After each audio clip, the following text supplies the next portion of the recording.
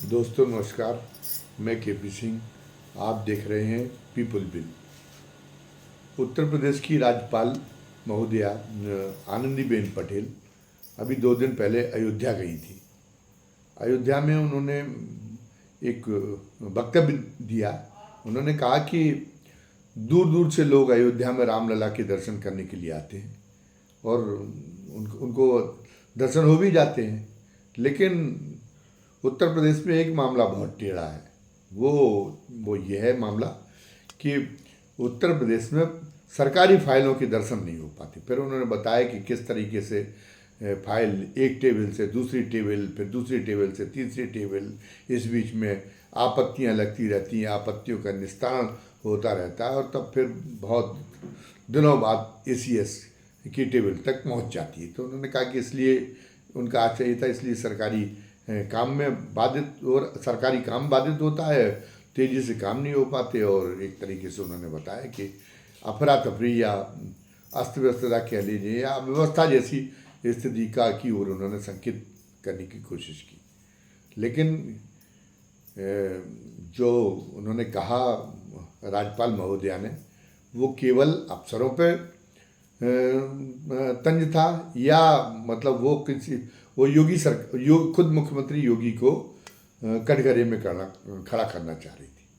मुख्यमंत्री योगी ने इस बीच में अपना कद बहुत ऊंचा कर लिया था। उनको एक तरह से देश में सर्वोच्च एक कई कई कई मतलब ये लगता था। वैसे तो योगी जी खुद कहते कि प्रधानमंत्री नंबर 1 पे हैं, प्रधानमंत्री उनके नेता हैं, लेकिन एक बहुत बड़ा वर्ग ये मानने लगा था कि वो प्रधानमंत्री नरेंद्र मोदी से भी ज़्यादा बड़े हिंदू हृदय सम्राट हैं और शासन चलाने की उनकी क्षमता को लेके भी लोग बहुत अभिभूत जैसे थे। एक बड़ा वर्ग अभिभूत जैसा था। अगर कोई विदेश में भी कोई घटना हो जाती थी, कोई आपराधिक घटना, कोई दंगा अंगा जैसी कोई घटना हो जाती थी, कानून व्यवस्था का कोई मसला आ जाता था विदेशों में भी, तो फिर जो है अति उत्साह में यहाँ के लोग जो एक तरह से इतने ज़्यादा मुग्ध हैं योगी के प्रति, इतने अधिक मुग्ध हो गए थे कि वहाँ पे पता चला कि सोशल मीडिया पे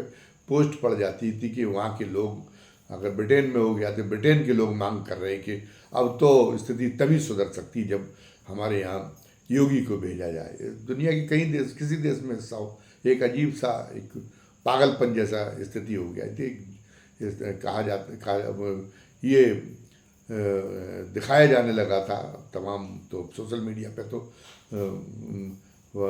फर्जी बाड़ा करना भी बहुत आसान है, तो फर्जी बाड़ा होने लगा था। और कहने का मतलब ये है कि ये था कि दुनिया में योगी जैसा इकबाल, योगी जैसी प्रशासनिक धमक का कोई दूसरा नेता नहीं है।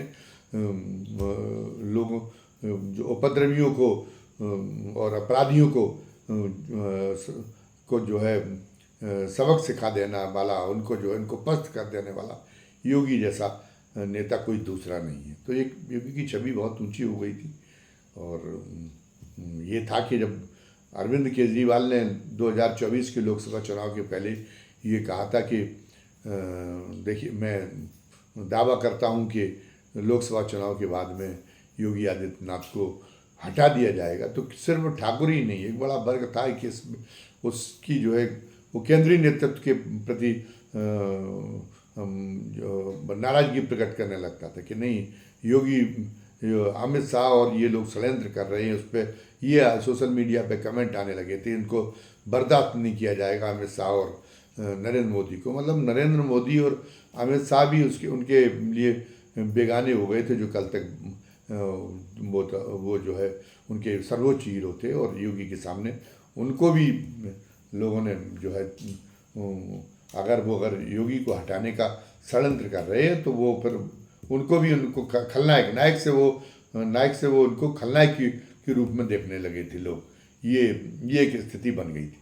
लेकिन पिछले कुछ महीनों से पूरा तरीके से मंजर बदला हुआ है। एक के बाद एक उत्तर प्रदेश में घटनाएं हो रही हैं, या इस तरीके के प्रसंग सामने लाए जा रहे हैं, या इस तरह की घटनाएं कराई जा रही हैं कि जिससे योगी का वो जो कुछ बना था, जो एक इकबाल बना था, जो उनकी धमक बनी थी, उसका महल बिल्कुल रेत के उसके रेत के महल की तरह ढह के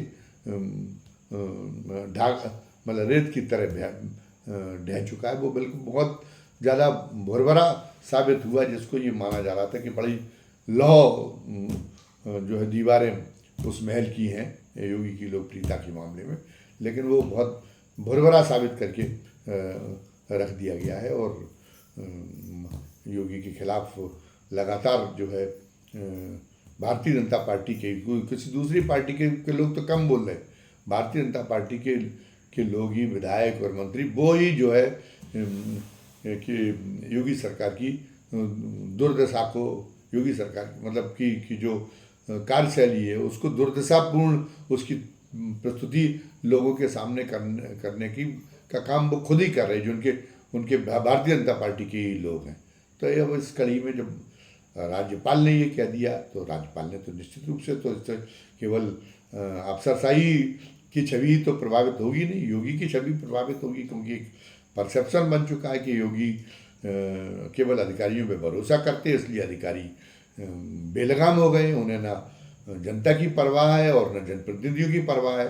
तो उसमें वो चीज़, वो जो परसेप्शन बना हुआ था, उस परसेप्शन में मतलब उस आहुति में कुछ और ज़्यादा घी डालने का काम राज्यपाल महोदया ने कर दिया है। क्योंकि अब तो ये कहा जा रहा है कि राज्यपाल तक टिप्पणी कर रही, जो एक तरह से संवैधानिक रूप से प्रदेश की सर्वोच्च पदाधिकारी होती है, वो भी जिनको जो मतलब मुख्यमंत्री का जो सरकार का, राज्य सरकार का अभिभाषण होता है, वो राज्यपाल ही उसको पढ़ते हैं। ये माना जाता है कि वो ये सरकार राज्यपाल की सरकार है, सरकार जो कुछ कर रही वो माने राज्यपाल के द्वारा वो कराया जा रहा है। वो जब विधानसभा में अभिभाषण होता है तो उसमें इसी भावना से अभिभाषण कराया जाता है। वो कहती है मेरी सरकार। तो राज्यपाल महोदया ने मतलब जो किया, ये भी नहीं सोचा, इतना ज़्यादा वो इस मामले में बेरहम हो गई कि अगर वो किसी तरीके से योगी सरकार को कमतर साबित करती, कमज़ोर साबित करती, तो एक तरह से वो कि जब उनके नाम पर वो सरकार चल रही, तो एक तरह से कमज़ोर और कमतर तो अपने आप को प्रदर्शित कर रही है।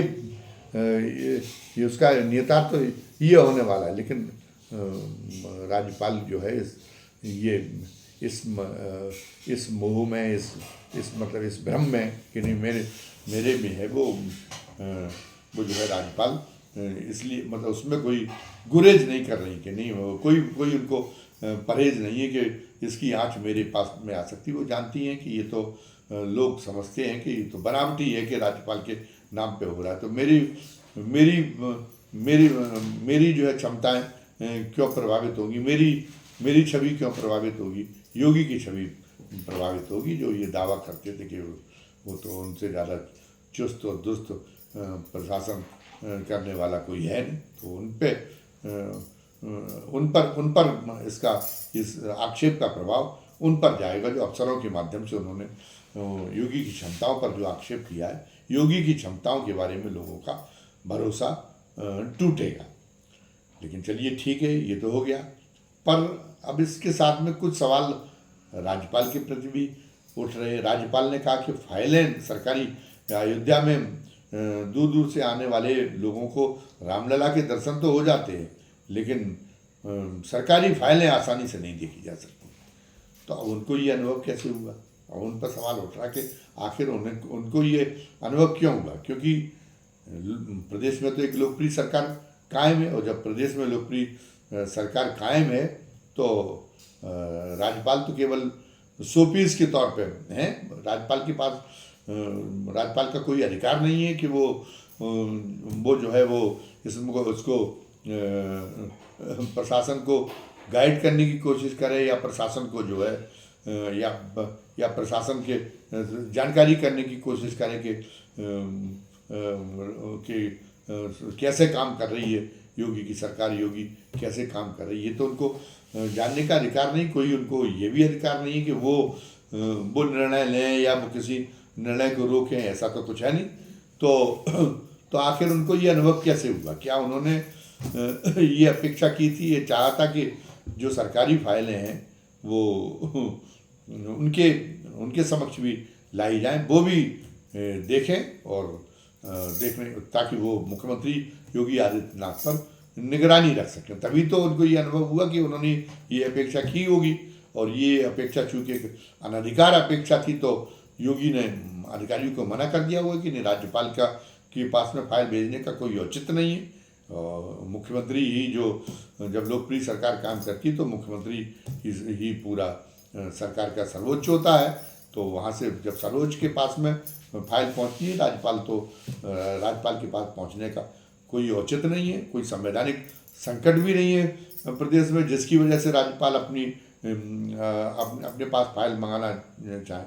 एक औपचारिकता होती है कि जो महत्वपूर्ण काम इस बीच में राज्य में हो, उनकी जानकारी समय समय पर वो उनसे अवगत कराने के लिए, राज्यपाल को अवगत कराने के लिए वो समय समय पर राजभवन में जाएं और उनसे राज्यपाल को अवगत करा दें। ये केवल मुख्यमंत्री का काम है, लेकिन वो भी एक औपचारिकता भर है, तो वो औपचारिकता को तो मुख्यमंत्री पूरी करते ही हैं। तो फिर ये जो है राज्यपाल ने अगर फाइल मांगी और उनको शिकायत इस वजह से कि उनने जो फाइलें देखनी चाहिए वो उनके पास दिखाने के लिए उनको पास में नहीं पहुंची, तो ये तो राज्यपाल खुद कटघरे में ये कह के वो खुद कटघरे में फंस गई हैं।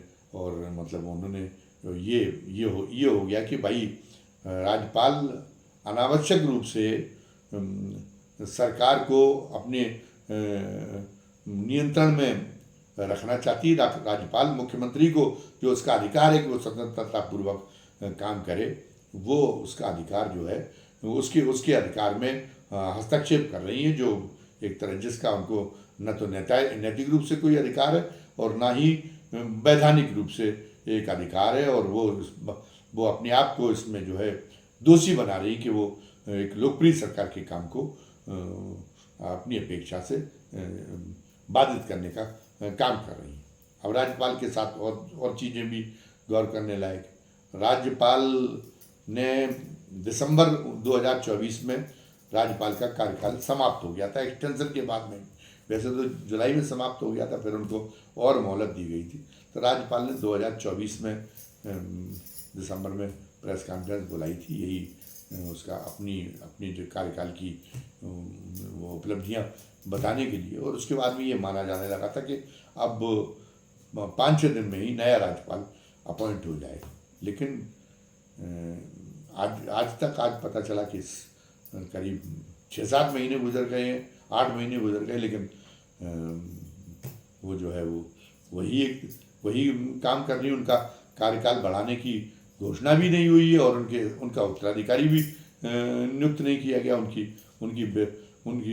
उनकी विदाई करने का कार्य करना जैसे केंद्र भूल ही गया है। उसके लिए कोई जो है केंद्र में हलचल दिखाई नहीं दे रही कि इस अनिश्चय को ख़त्म करने के लिए कि आखिर आनंदीबेन पटेल के बारे में क्या सोच रखा है उन्होंने।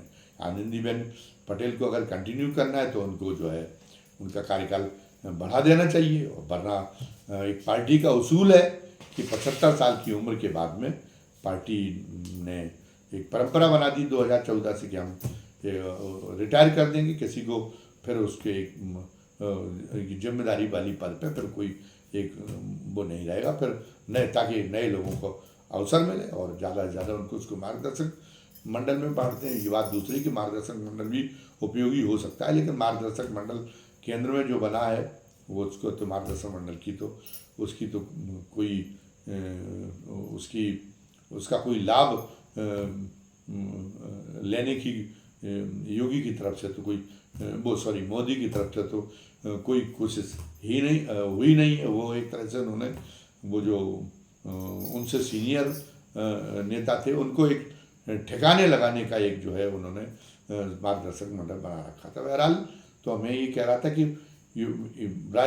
राज्यपालों के मामले में भी यही हो रहा था। कलराज मिश्र जो राजस्थान के राज्यपाल थे, उन्होंने 75 वर्ष की उम्र पूरी की और उनको कह दिया गया कि अब आपको रिटायर होना पड़ेगा। उन्हें इस बात का बड़ा मलाल है जब उनके सामने आनंदीबेन पटेल का चेहरा आता है कि आनंदीबेन पटेल तो 80 वर्ष की हो गई, लेकिन उनको रिटायर करने की फिक्र ही नहीं की जा रही केंद्र के द्वारा। और मुझे 75 वर्ष की उम्र में ही रिटायर कर दिया गया है। तो ये उनको कलराज मिश्र को भी बड़ी आपत्ति, और जो राज्यपाल हैं उनको भी अंदर अंदर इस बात का बड़ा मलाल है। और क्यों आखिर इतनी मेहरबानी आनंदीबेन पटेल पर की जा रही कि उनको, या क्या उनके अंदर कौन सी ऐसी विलक्षण विशेषताएं हैं जो उनके बिना उत्तर प्रदेश का काम नहीं चलेगा, जिसकी वजह से उनको हटाने का इरादा नहीं बना पा रहा केंद्र,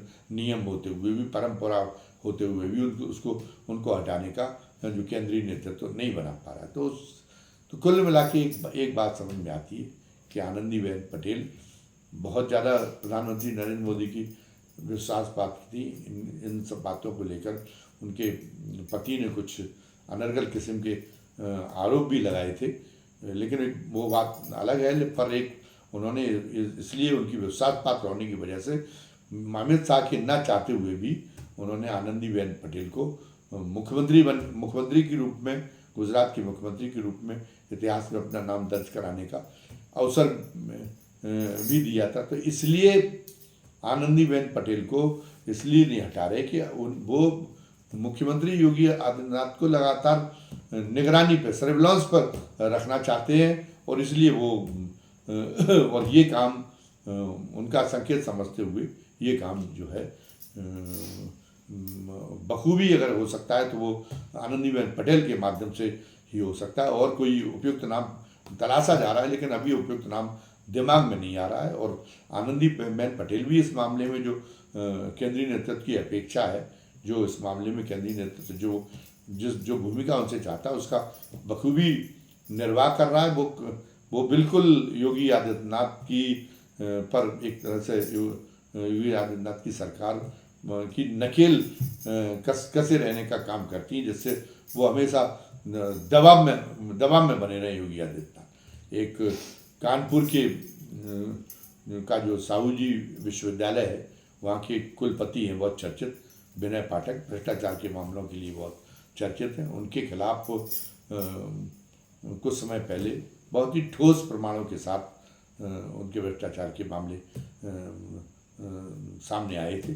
और जीरो टॉलरेंस की बात कहने वाले योगी को सामने जो वो आई, उनकी वो फाइलें आई, उनसे संबंधित जब ये दस्तावेज आई जिनमें प्रकट रूप से भ्रष्टाचार परिलक्षित हो रहा था, तो योगी जी बहुत खपा हुए और उन्होंने जो है तमाम तरह की जांचें शुरू करा दी और ये इरादा बना लिया कि वो कि विनय पाठक का ऐसा नुकसान करेंगे जिससे जो भ्रष्ट तत्व हैं उनके लिए एक नजीर बन जाए। वो उसके वजह से वो सारे के सारे लोग आतंकित हो जाएं। एक भ्रष्टाचार के खिलाफ एक जो है भ्रष्टाचार करने वालों में एक भय का माहौल बने। एक ऐसी नजीर जो है, एक ऐसा उदाहरण विनय पाठक पर कार्रवाई करके वो करना चाहते थे। जांच की प्रक्रिया शुरू हुई। जांच की प्रक्रिया में सारे आरोप पुष्ट होते गए और उसकी अखबारों में खबरें भी प्लांट की जाती रहीं, जिससे ये पता लगा कि जो है योगी किस तरह इस भ्रष्ट तत्वों के पीछे पड़ते हैं, वो कितना भी प्रभावशाली हो। लेकिन अंततोगत्वा विनय पाठक का योगी कुछ बिगाड़ नहीं पाए। विनय पाठक जहाँ के तहाँ हैं और अब पहले से ज़्यादा सुकून के साथ में काम कर रहे हैं। निश्चित रूप से विनय पाठक का जो इस तरीके से उनके लिए जो रक्षा कवच तैयार हुआ, विनय पाठक इस तरीके से जो सुरक्षित हो गए, बल्कि पहले से ज़्यादा प्रभावी हो गए। तो इससे योगी की विश्वसनीयता पर एक बड़ी, उनकी साख पर एक बड़ी चोट हुई, उनकी लोगों के सामने किरकिरी हुई। और वो उसका एक वजह ये नहीं कि कहीं से योगी ने उन्होंने विनय पाठक ने योगी को मैनेज कर लिया। योगी को नहीं मैनेज कर लिया। विनय पाठक की पैठ राजभवन के अंदर थी, उनकी राज्यपाल महोदया के अंदर। चर्चा ये कि राज्यपाल महोदया उन पर जो है बहुत ज़्यादा कृपालु थी। वो राज्यपाल महोदया के बहुत दुलारे थे, तो इसलिए बहुत ही जो है हिदायत की उसमें अंदाज में राज्यपाल महोदया ने उनके खिलाफ कार्रवाई आगे न बढ़ाने के लिए योगी को आगाह कर दिया, और उसके बाद में योगी को अपना जो है सारी मतलब ये अपनी प्रतिष्ठा भूल के, और योगी को जो है उनकी तरफ से नजरें फेलनी पड़ी योगी आदित्यनाथ की। इससे जो है बहुत उसका जो उनकी उस पर बहुत ज़्यादा उनकी छवि पे बहुत ही बुरा प्रभाव पड़ा, बहुत ही प्रतिकूल प्रभाव पड़ा। तो ये एक और ऐसे कई मामले हैं जिनमें राज्यपाल ने हस्तक्षेप किया और जिससे योगी अपनी मन मर्जी के मुताबिक काम नहीं कर पाए। तो योगी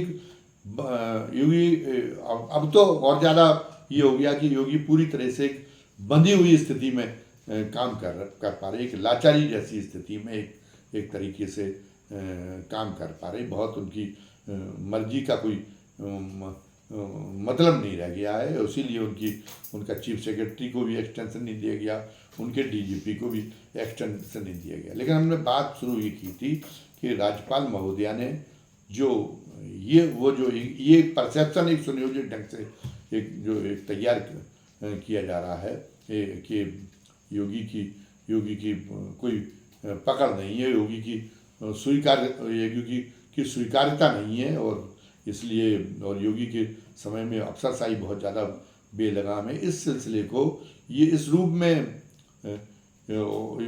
और ऐसा इसलिए है अफसरशाही पर उनके अंधविश्वास का कारण इसलिए क्योंकि उनके अंदर खुद के अंदर प्रशासनिक क्षमता नहीं। तो ये इस बात को बल प्रदान करने के लिए तो ये राज्यपाल ने इसी बल प्रदान करने के इस धारणा को बल प्रदान करने के आशय से ही अफसरों के जरिए और योगी पर चोट की, और दूसरे और अन्य लोग भी इस काम में लगे हुए हैं। जब एक माहौल बन जाता तो एक अन्य लोग भी लगे हुए हैं। एक राज्य मंत्री सुरेश राई पिछले दिनों तो प्रतिभा शुक्ला धरने पर बैठ गई थी वहाँ पुलिस के खिलाफ, तो अब राज्य मंत्री होते हुए सरकार में होते हुए धरने पर बैठ गई।